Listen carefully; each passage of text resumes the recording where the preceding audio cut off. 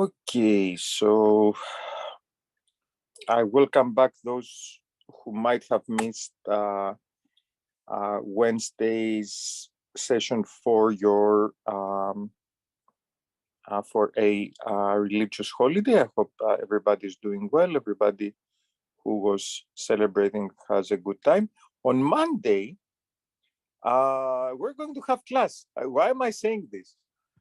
Some of you that might have taken classes in previous years might have known that the university used to give July 3rd as a day off. My guess is that the reason they're not doing it anymore is because we get Juneteenth off. So in other words, we get Juneteenth and July 4th. July 4th, of course, is irrelevant for us, but for those of you who have their discussion, I think it's quite, I mean, you're going to miss one discussion, but then again, remember you have Thursday's discussion. Does anyone here follow both discussions as I asked you in the beginning of this semester, that it would be a good idea? Is anybody doing that? Is it helpful to go to both? I'm very glad to hear that. So, and again, for everybody else,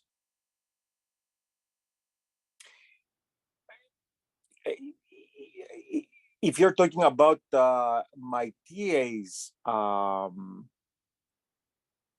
office hours, then the answer is yes. For Tuesday, I will have office hours on Monday and Wednesday. Okay, normal office hours on Monday and Wednesday. I remind you, I don't have office hours today, but I will have normal office hours on Monday and Wednesday. Okay. Okay, so let's see what we have for today. So today we have this wonderful method, which is called reduction of order. You will love this method.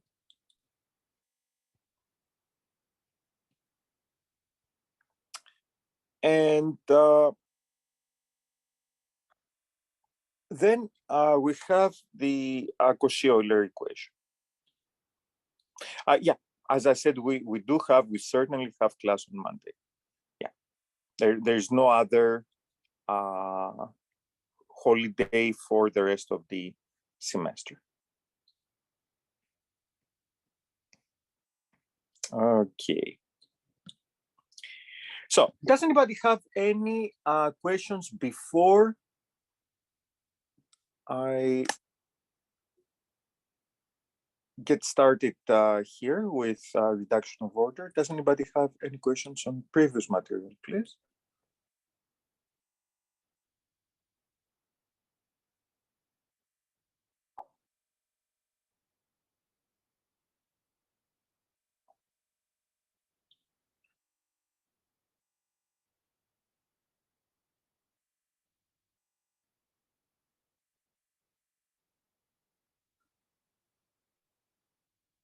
Okay, then. So let's talk a little about reduction of order. So for reduction of order, I turn now to equations that can have non-constant coefficients. Still second order, still linear, but they could be and homogeneous. So so here's the situation. Imagine that you have an equation that looks like this. So y double prime plus, let's say, p of t times y prime plus q of t, y is equal to 0. Okay, so this is homogeneous. This is linear.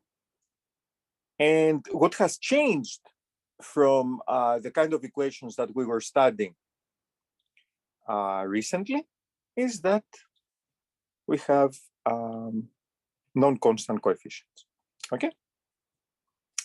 Now, it would be a little strange here to tell you that, oh, I can, we will solve this in full generality. Don't have any such hopes. It's not going to happen. Simply not going to happen. But I'll tell you what we can do. I'll tell you what we can do.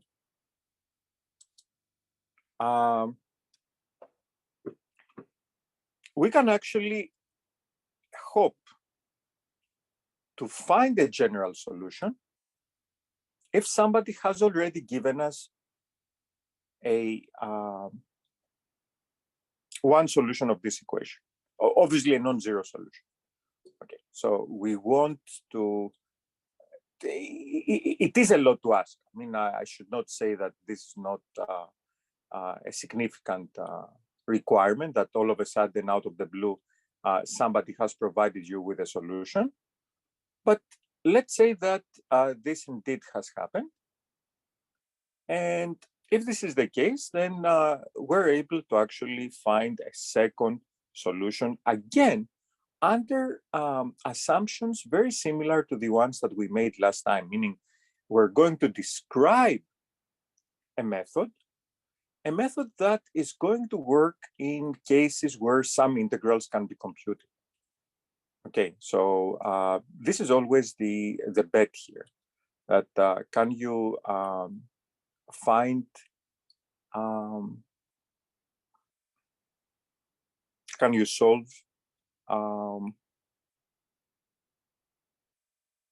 can you compute some integrals? If you can do that, then the method will work. If you can't, then the method is not going to work. It's as simple as that. So, what integrals are we talking about? We're going to see in a second. So here the assumption, and this is something that we see for the first time, is we suppose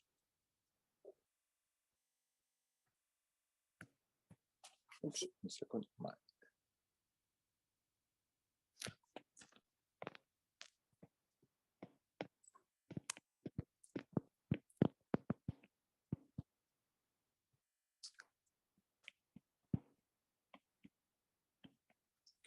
That a non-zero solution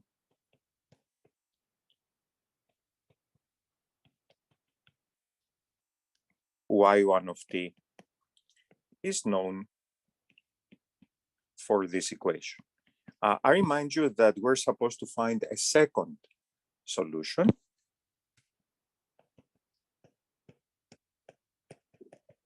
which is not a multiple of the first one. That's what we're supposed to do here. Okay. So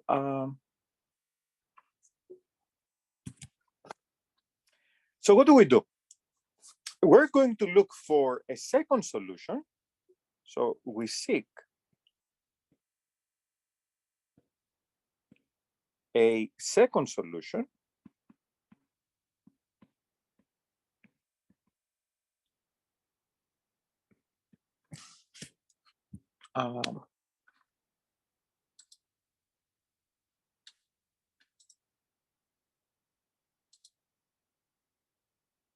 in the form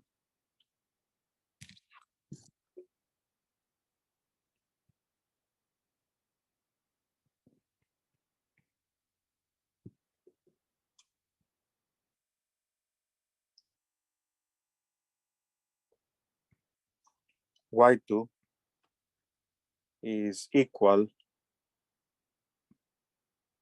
to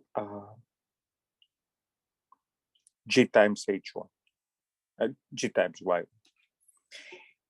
And you may, again, I should emphasize here that seemingly this may be thought of as something quite remarkable, that, oh, you get a solution which is a multiple of the other solution. Here, I should say that y2 is as generic as they come.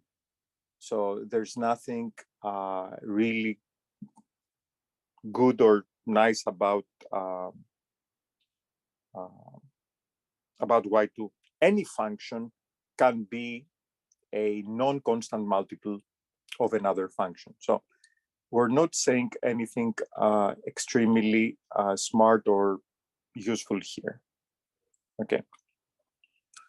But anyhow, our goal is to actually plug it into the given equation. And then you will see that a little magic will occur, and that will allow us to actually find determine the function g, because this is what we should be focusing on. We should find the function g so that when we multiply one solution by g, then we get another solution. So as usual, we need the algebra that tells us what the first and the second derivative are so that we can plug them into our equation, right? So we need to do that. And we have, according to the product rule, y2 prime is equal to g prime times y1 plus g times y1 prime. And now we need to take the second derivative. And, again, I'm supposed to apply twice the product rule. But there is a very nice formula here that allows us to simplify things a little. You don't need to know this formula, but you will find the same thing if you apply the product rule twice. However, allow me to.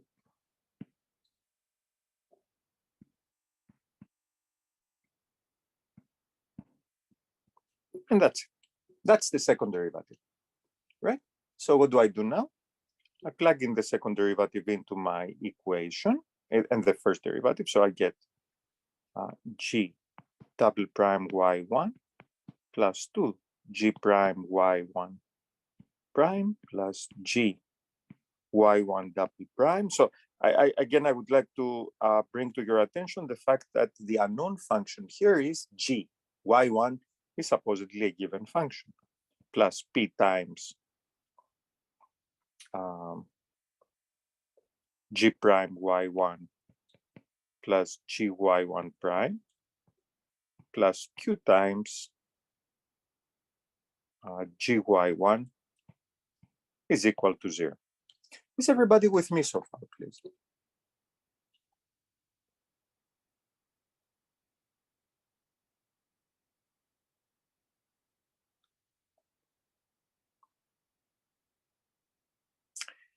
Okay, then. So here's what happens now. Here's the interesting thing. Okay, please note the terms that have just g, not g prime, and certainly not g double prime. Let's identify those terms. What are those terms? So you have one of them here. You have one of them here. No, that's not the one. That's the one times p. And then you have another one here, right? So these are the three terms that have just g in them, not g prime, not g double prime. Let's gather them together. Okay, and let's see what we get here. So we're going to get, you can factor out a g from all of them, right? And inside you will have y1 double prime plus p times y1 prime from the second term plus qy1. And then let's just write the other terms. So the other terms are what?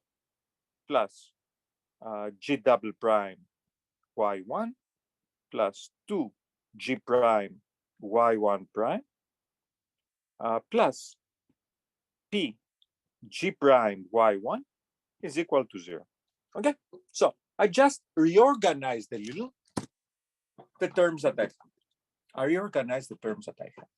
Okay, so nothing again too strange here. And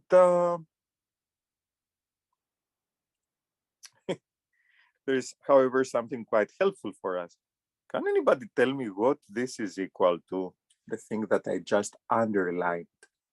Can anybody tell me what this is equal to? 0, right? Okay, excellent. Why?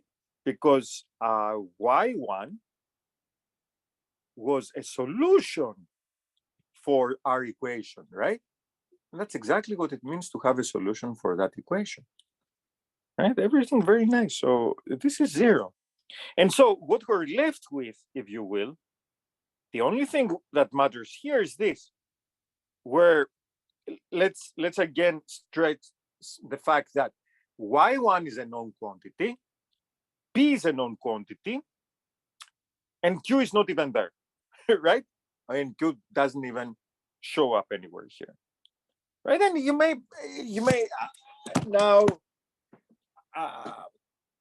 at this point say, okay, big deal, we still don't know what g is, and we have both its first derivative and its second derivative, and we have no clue what those are, and we have another equation of the second order. So somebody might look at this and say, okay, big deal, here's just another equation of the second order. What have we done? Nothing. No, actually, things are a little better here. Things are a little better because if you pay close attention to what is right in front of your eyes, you will realize that G doesn't appear. And you might say, okay, G doesn't appear, so what's the big deal? It is a big deal. Because if G doesn't appear, then what I can consider as the unknown function here is G prime. So I can focus on G prime. And if I focus on G prime, the following little miracle happens. So if we set, oops, let me use another ink. So if we set, let's call it H to be equal to G prime, then how can I rewrite my equation? I can rewrite it as H prime Y1 plus 2 H Y1 prime plus PH Y1 is equal to 0. And now I may ask, what is the unknown quantity here? And it turns out that the unknown quantity is H. And what do we have from H? Just its derivative. So what is the conclusion here? This is first order equation in H. Not only is it first order, we can even identify it as a specific kind of equation. Does anybody want to tell me what kind of equation this is? So we have seen separable, we have seen linear, we have seen exact. What exactly is this?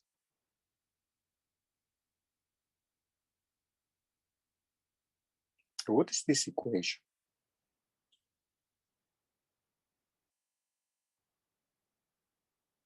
As an equation in H. Is any of these 3 types that we know how to solve?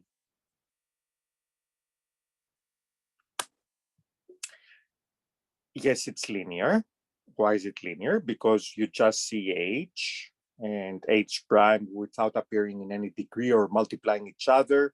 So yes, it's linear, but is it just linear? Is it just linear?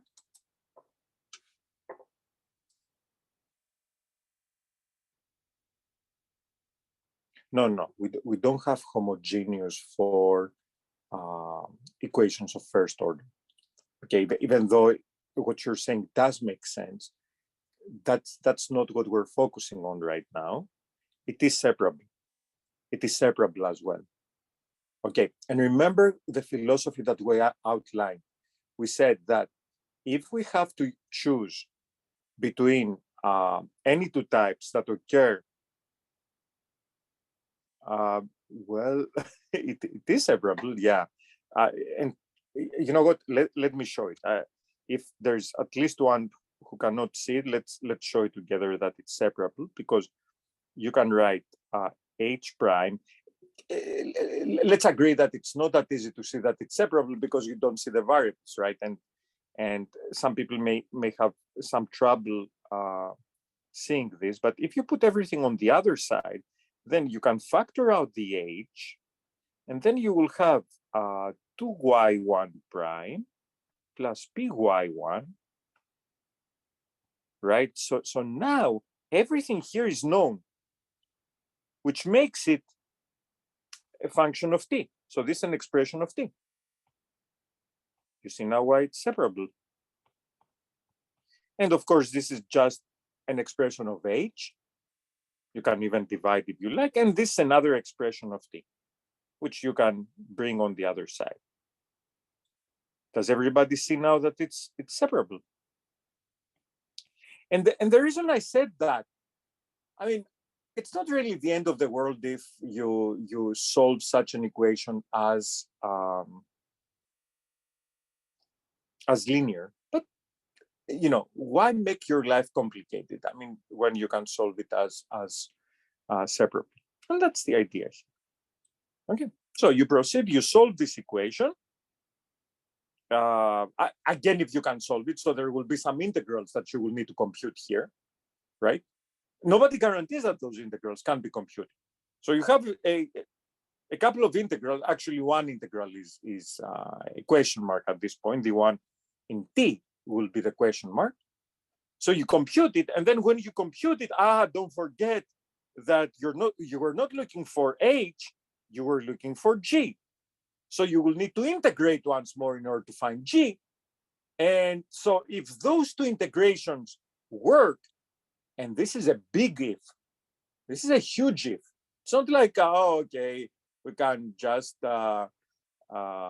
comfortably say, okay, these integrals can be found. No, these integrals in general won't be found. But if you can find them, then you find g. And then the second solution that you're looking for is g times y1. And that's why we call it a reduction of order, because whereas we had a second order equation, now it ends up being a first order equation. Okay. Any questions?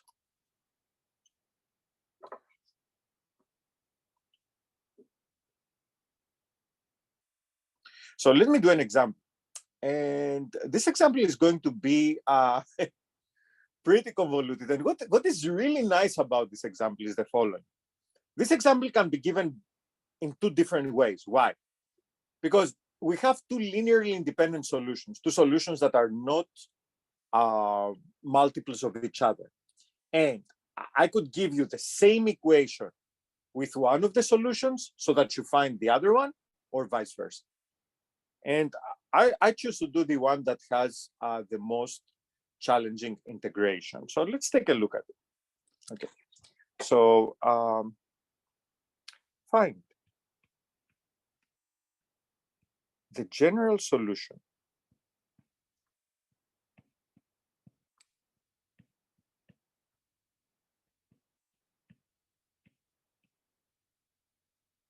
to ty double prime minus t plus 1 y prime plus y is equal to 0 if the solution y1 equals with t plus 1 is known.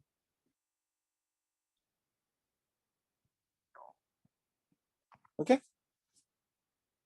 If we know the solution, then we're invited to find another solution. Right? Okay. So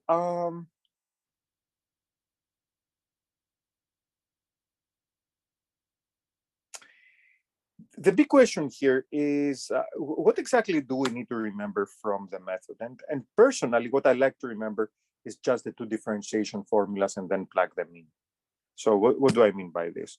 So first of all, I will set y1, y2 to be. So this is the solution. So I will set y2 to be equal to g times t plus 1. I'm not saying y1 anymore. I'm just specifically identifying what it is that we have here. And y2 prime is going to be g prime times t plus 1 plus g, right? Because the derivative of t plus 1 is 1, product rule. And y2 double prime, so this is going to be even simpler here. It's going to be g double prime times t plus 1 plus g prime times t. I'm sorry, g prime times 1, which is the derivative of t plus 1, plus another g prime. So it's pretty much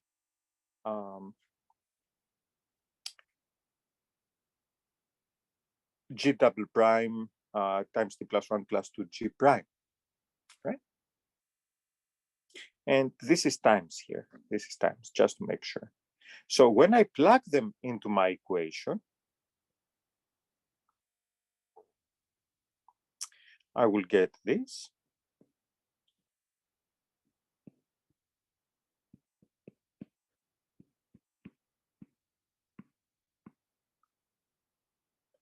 Minus t plus 1 times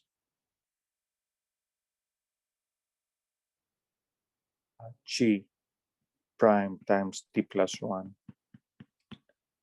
plus g. And finally, plus g times t plus 1.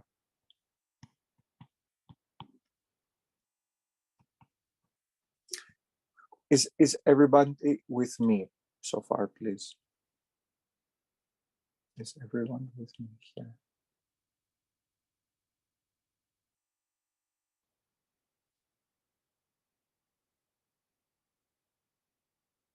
Any questions, please? So now the easiest thing to do here is just get rid automatically of everything that has g. Everything that has g, because that was the pretty much the description of the method. So everything that has g will go, meaning you're going to get rid of this and you're going to get rid of that. Okay, right away. You don't have any g normally. You would have had a g even on the very first term, but there's nothing like that here. So, and now just rewrite it. And what do you get? Now you need to parse things, right? And you will have what? You will have g double prime times t times t plus 1, right? And then you will have g prime with what? Plus g prime. Let's see if we can parse this correctly. So we will have 2t from the first term, right? Then we will have minus t plus 1 squared.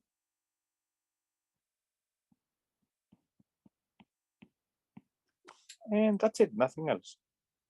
Okay, equal to 0. How can you rewrite this? So you can rewrite this as g double prime times t plus 1 plus t plus 1 square is t square plus 2t plus 1. So this will give you g prime times minus t squared minus 1 is equal to 0. Okay.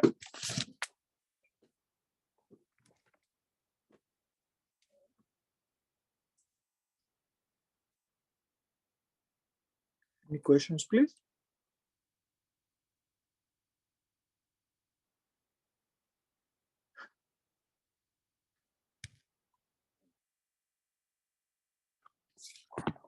Okay, now we're supposed to solve this. So what do?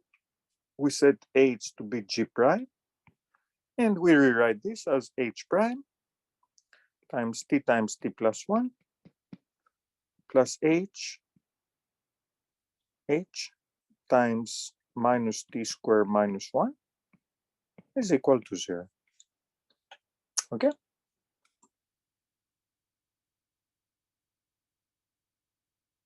And now we separate things. So we have h prime times t plus 1 is equal to h times t squared plus 1. So since I take it over to the other side, I change the sign. And I need to write this as dh over dt times t times t plus 1. I put too many parentheses here, sorry about this. H times t squared plus 1. And finally, I separate my variables and I get dh over h is equal to t times t plus 1 over t squared plus 1 dt. Okay? We bring it in this very agreeable form. And now we're ready to take the integrals, right? And of course, the big deal here is this integral right here. How do we take this integral? Okay, so let's do this integral together in some detail. Again, this is not a class on integration, but then again, I think that everybody can benefit from seeing this integral. So for this integral, we will, and there's not much here to be. So what can we do? We can write this as t squared plus t over t squared plus 1 dt. And here, normally you need to do a long division of polynomials, right? But there's this little trick that I hope everybody knows, that you can write it as t squared plus 1 minus 1. So I add and subtract 1.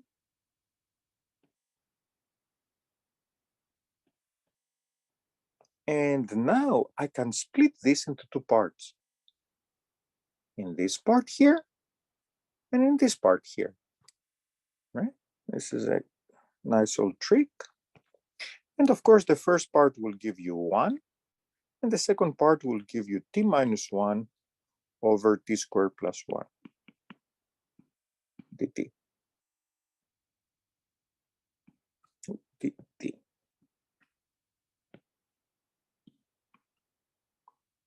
Okay.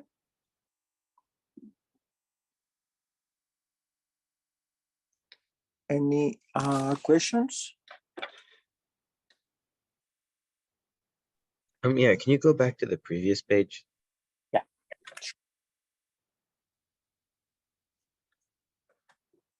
Can you explain one more time how we moved from the black line of that you wrote to the first green one? So how? Like, how did we get G prime? Oh, so first of all, I'm afraid I reversed. There's a mistake here that I should, but please tell me again what it is that you were asking. How we did what? So, like, how do we go from, the part that you wrote in the black to the part that you wrote in green that's directly underneath it in the middle? We applied the general principle that we gave in the very beginning, that the things that have G in it, which we explained right here, everything cancels out because y1 is a solution of the equation. That's what we did there. Okay, so everything that has just a mere G, not G prime or G double prime, can actually go. Yes. Okay, so can you go to the other page again? Mm-hmm.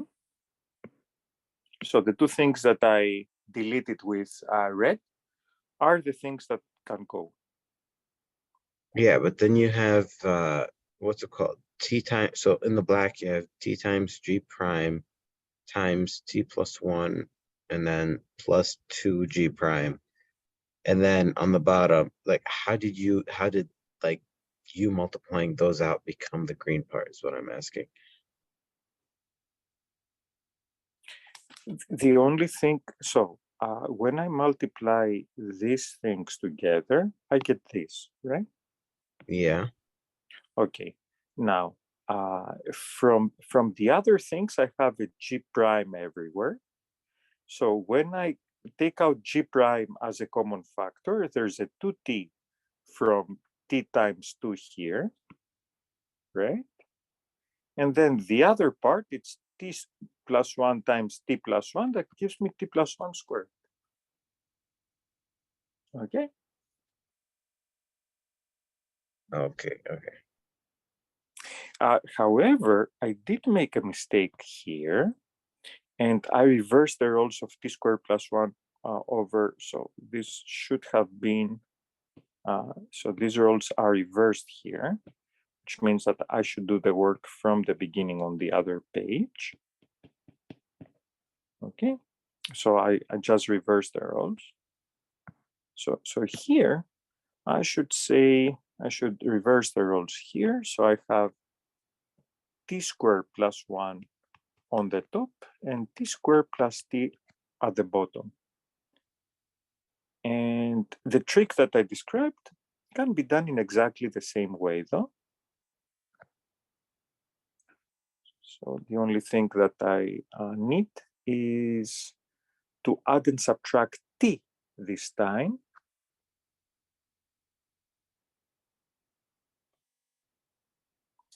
And this thing, so this will be t squared plus t, and I'm adding and subtracting t. So t squared plus t minus t, and then eventually plus 1 is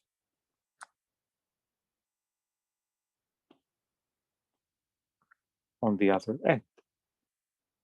And everything now is fine. So what I will get is 1. And then here I have 1 minus t, oops, 1 minus t over t squared plus t.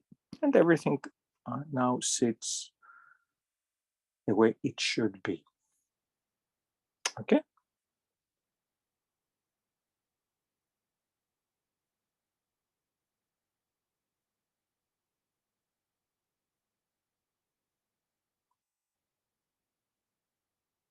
So now this is going to be t plus the integral of 1 minus t over t squared plus t. And I should remind you now how to solve how to integrate such functions. Does anybody remember what's the method to integrate this? What's the method to integrate this? Exactly. It's partial fraction decomposition. Okay, so what do we do? Yeah, that's so. Okay, great. Sometimes we call it the method of partial fractions because you try to express the integral in a way that you can easily compute. So it's going to be 1 minus t over t squared plus t. And now it's actually helpful to put it back to what it was in factorized form. And this will be a over t plus b over t plus 1. And then you clear denominators. It's very much like the method of undetermined coefficients, and we're going to encounter this in the next 2 weeks when we do the Laplace transform. So pretty much here, you will have a plus b times t plus a. And the idea here is that a plus b should be equal to -1. Why? Because -1 is the coefficient of t. And a should be equal to 1. So if a is known to be 1, then b is equal to -2. So overall, you will have that the integral of 1 minus t over t squared plus t dt is the same thing as the integral of 1 over t minus 2 over t plus 1 dt. And of course, these two integrals are the same as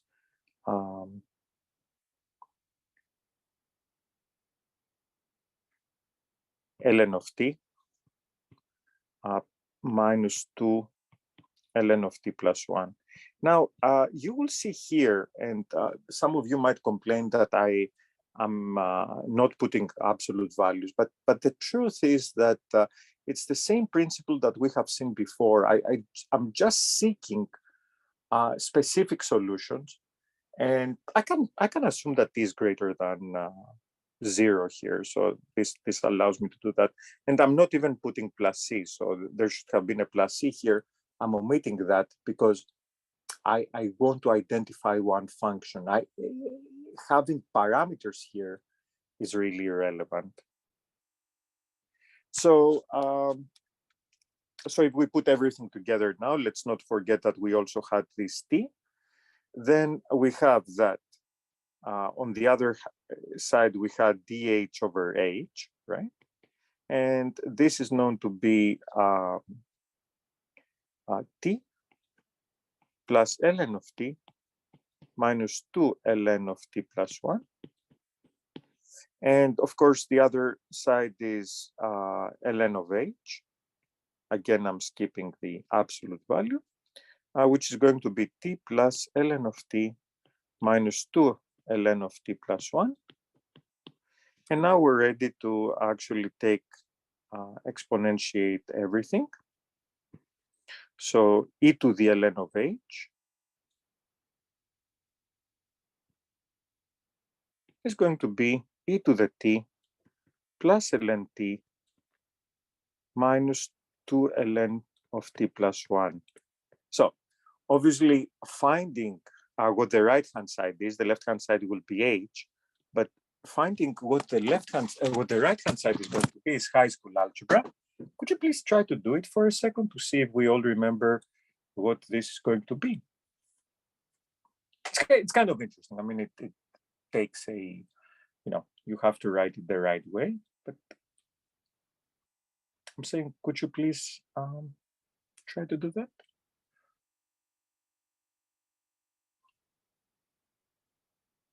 Remember your high school days?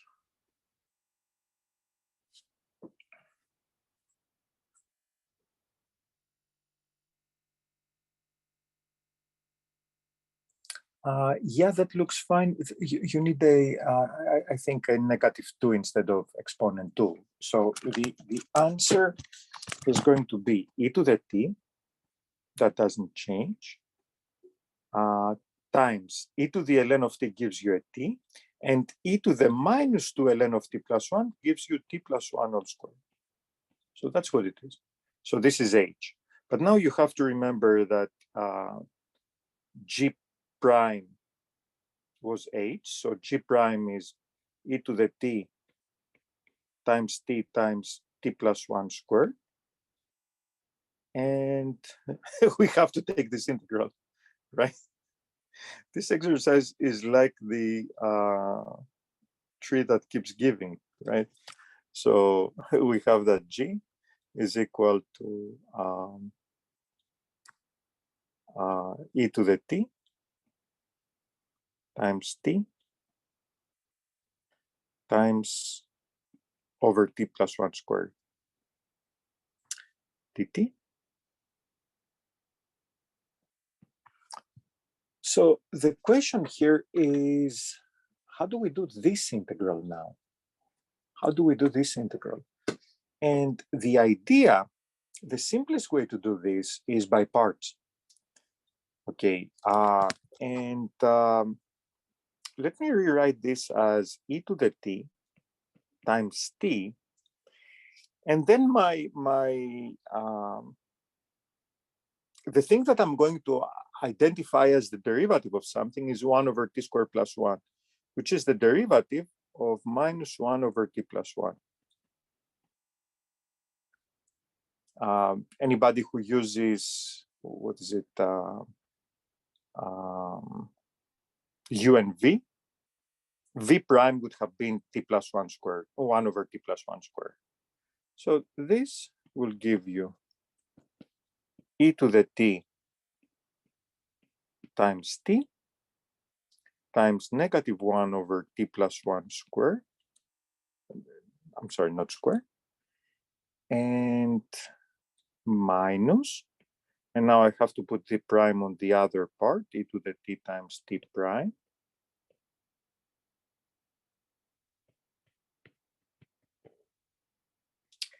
By the way, I'm using here the formula for integration by parts that anybody should know, which is that the integral of f g prime is equal to fg minus the integral of f prime g.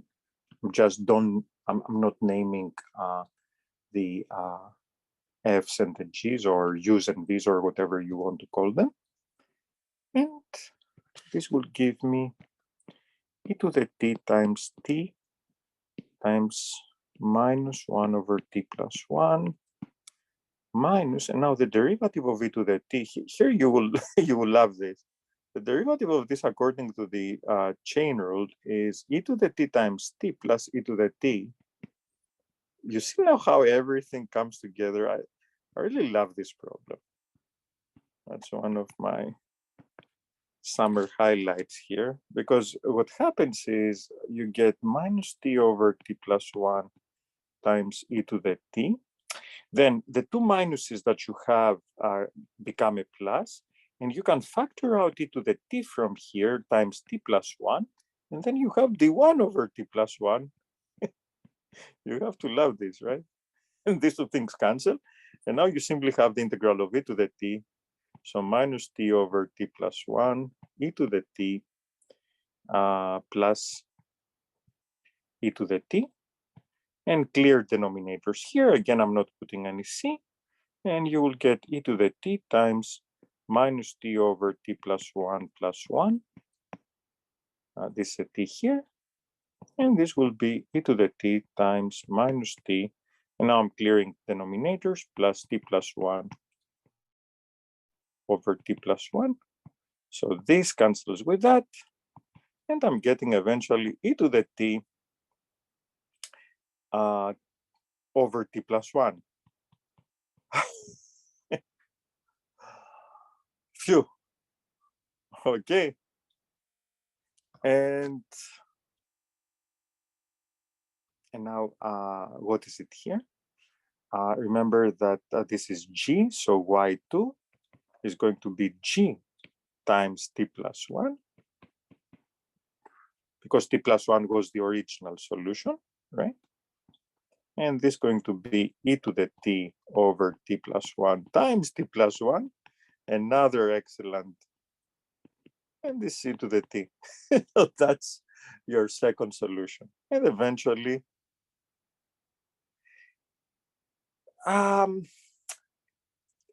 you know what, I would be a liar if I told you that this method will give you really simple integrals. However, if I gave the problem, as I said in the very beginning, if I gave the problem the other way around, meaning I had revealed e to the t as the solution, then you would have seen that it's much simpler, if you know that e to the t is the solution, to find t plus 1 rather than the other way around. It's a very, very interesting example, right? The way this works, that one direction is almost trivial, the other is as convoluted as you just saw.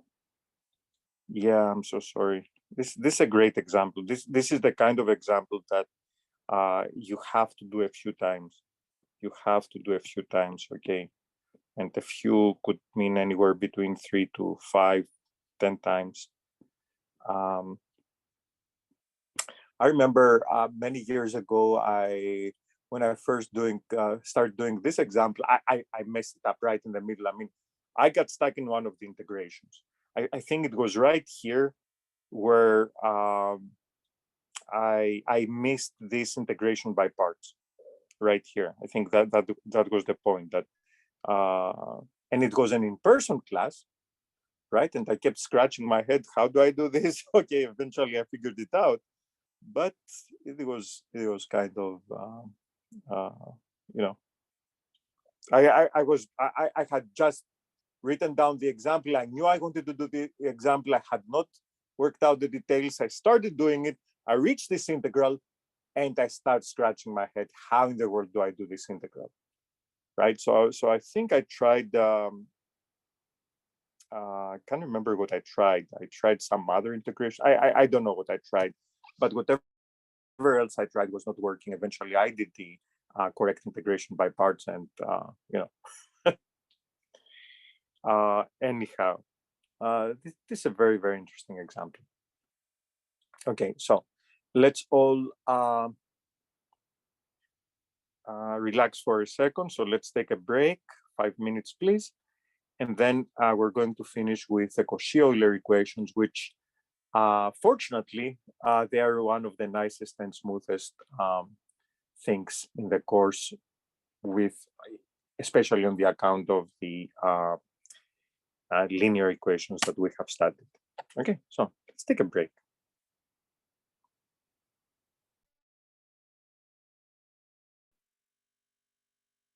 Okay, so welcome back, everyone. I wanted to just tell you a couple more things here on about the problem that we just solved. So there is an assignment that I have for you, and on the assignment, you see that I'm giving you the other way around. So I'm telling you that e to the t is a solution. I'm asking you to figure out another one for yourselves. So so I'm giving you the easy part, but you will see that on the study guide, I have included the part, the more difficult part that I did a moment ago. Okay. And I would like to proceed with the Cauchy Euler equation. The Cauchy Euler equation is, as I said, a very nice break from these more convoluted solutions that we gave. So it's an equation that looks like this. So you have t squared, at squared y double prime plus bt y prime plus cy is equal to 0. So this is called the Cauchy Euler equation. And as you can see, it has non-constant coefficients. But the truth is that a change of variable can bring it to a linear equation with constant coefficients. However, we're not going to pursue that kind of treatment here. Instead, we're going to just ask for solutions that look in the form t to the r. So we're going to ask what is r so that t to the r is a solution. And of course, we need to find, so if we would like to send y is equal to t to the r, then the derivative is going to be r times t to the r minus 1. And y double prime is going to be r times r minus 1 t to the r minus 2. So if you plug them into your equation, you will get 80 squared times r minus 1 t to the r minus 2 plus bt r times t to the r minus 1 plus c t to the r is equal to 0. And now you can see how nicely the degrees work here, because you can factor out a t to the r, and inside you have a to the times r minus 1 plus br plus c. And this, of course, now your auxiliary equation. So this is going to be your auxiliary equation. So this will be the auxiliary equation.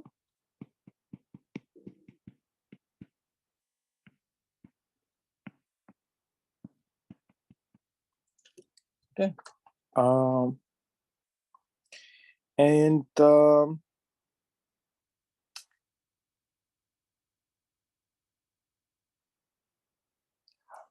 We have the three usual cases. So here's the first case.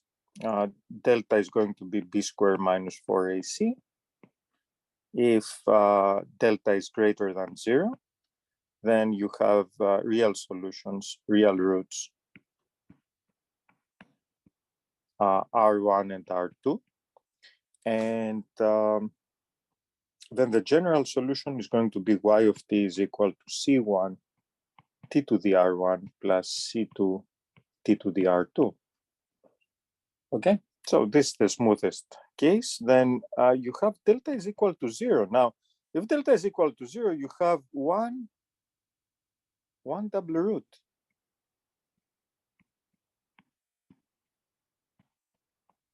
Let's call it R. And guess what? You cannot put t to the R twice, right? I mean, we've already seen situations like this. So it's going to be C1 t to the R. And interestingly, what works now in this case is t to the R ln of t. Okay. Turns out that this is, so t to the R ln of t is a solution in the case that R is a double root. And finally, if delta is less than 0, obviously now you should expect to see sines and cosines playing in here.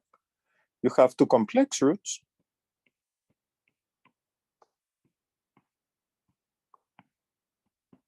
Let's say that they're alpha plus or minus I beta. And here the solution is going to be C1 t to the alpha times cosine of beta ln t plus C2 t to the alpha sine of beta ln t. Okay, so pretty much everything comes prescribed to you. Again, normally in situations like this, I would try to remember the auxiliary equation.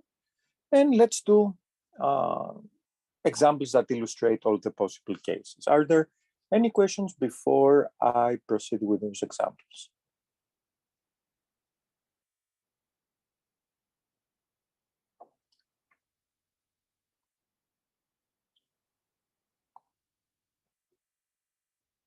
So let's take a look at our examples. So let's do something like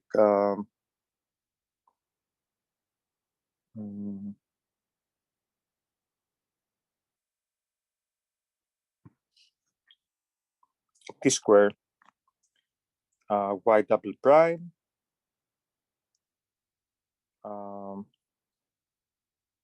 minus 2t y prime plus 2y is equal to 0. Let's solve this one. How do we solve it?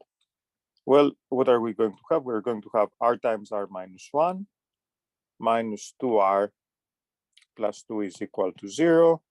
This will give us r squared minus 3r plus 2 is equal to 0.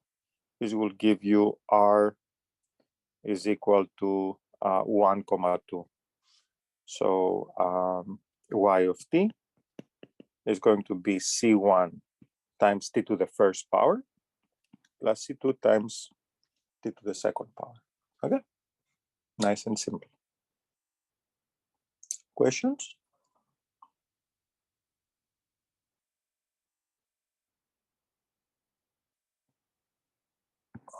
Let's do another one.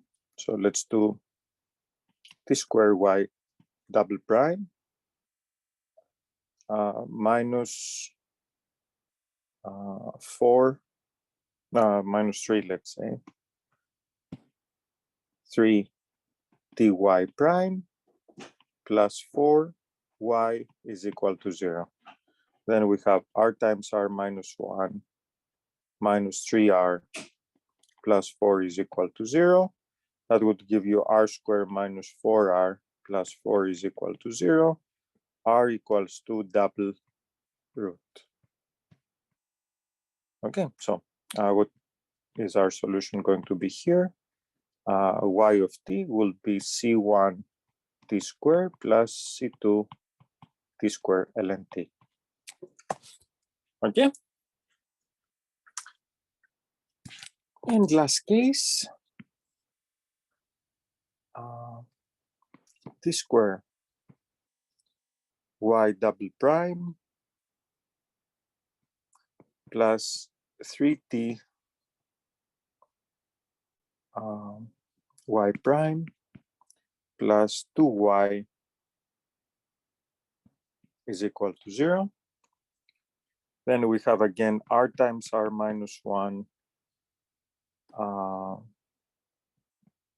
plus 3r plus 2 is equal to 0 is the auxiliary equation, which will give you r squared plus 2r plus 2 is equal to 0.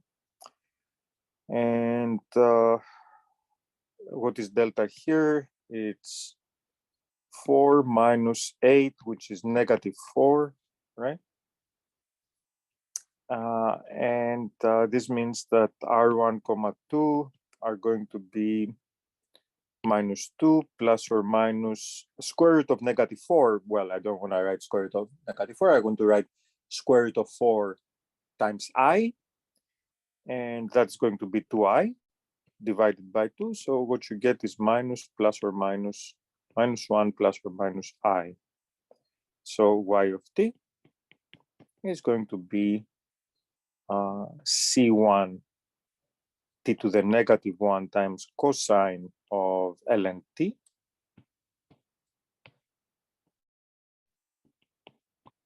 plus C2 times t to the negative 1 times sine of ln t.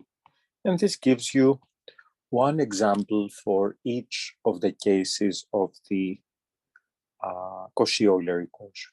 Again, with the experience that you have from the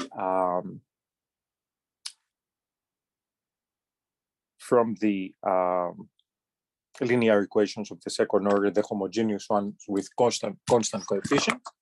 None of this should be a big deal, but you know, here you have it.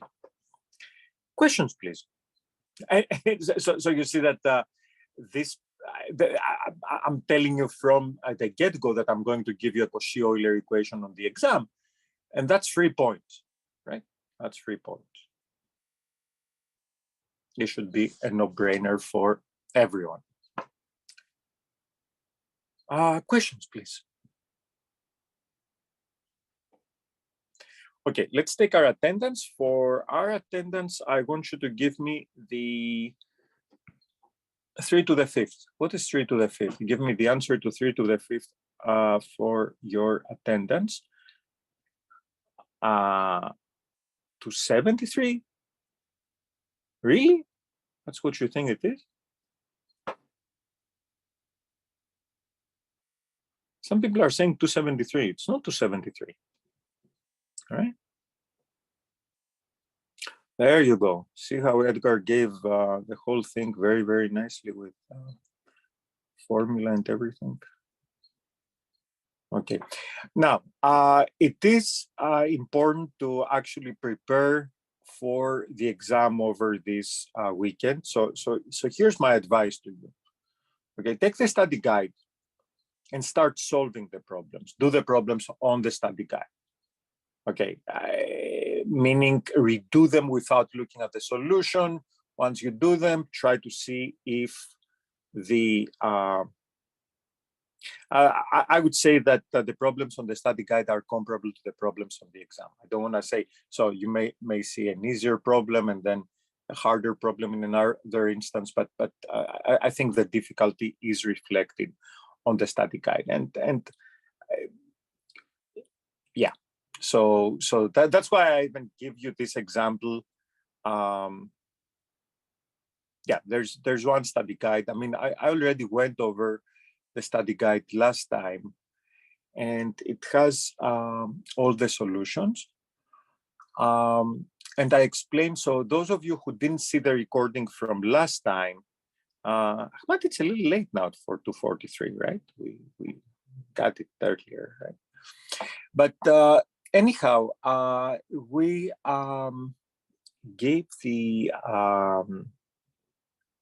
a very detailed outline of what the exam is going to be and what its relation to the study guide is. So I made it as part of the recording. So please review it And this answers anything that you want to know regarding the exam. Okay.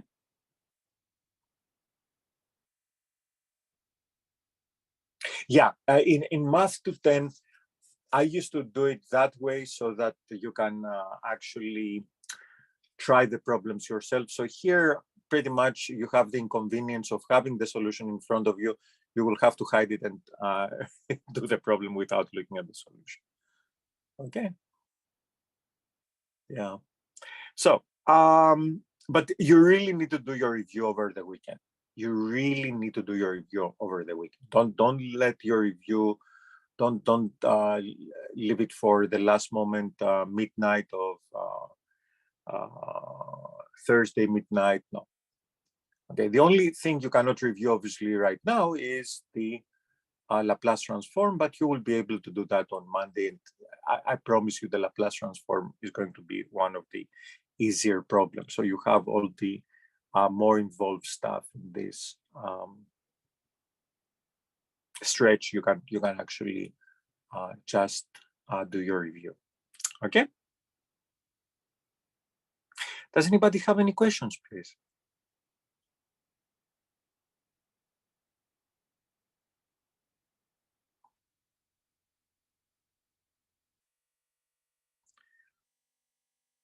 A hint for problem 1 on the homework. Is this the problem which is due tonight, or yeah, the one? Okay, so let me take a look at it real quick.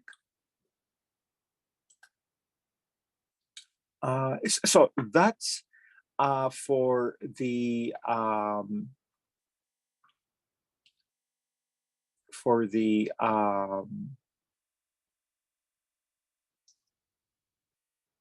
method of undetermined coefficients.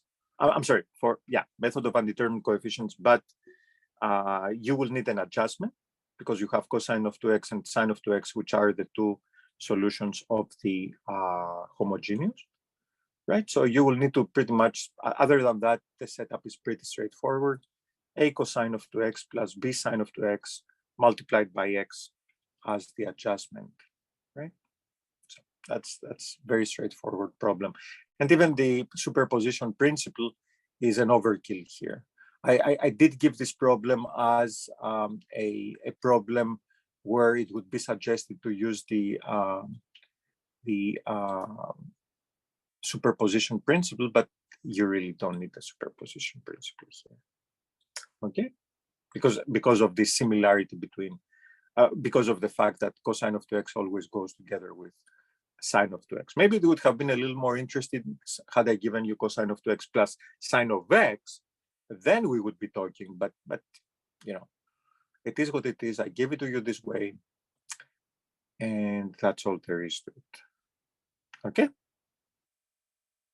So I wish everyone a very, very nice and productive weekend, and safe one. Be well.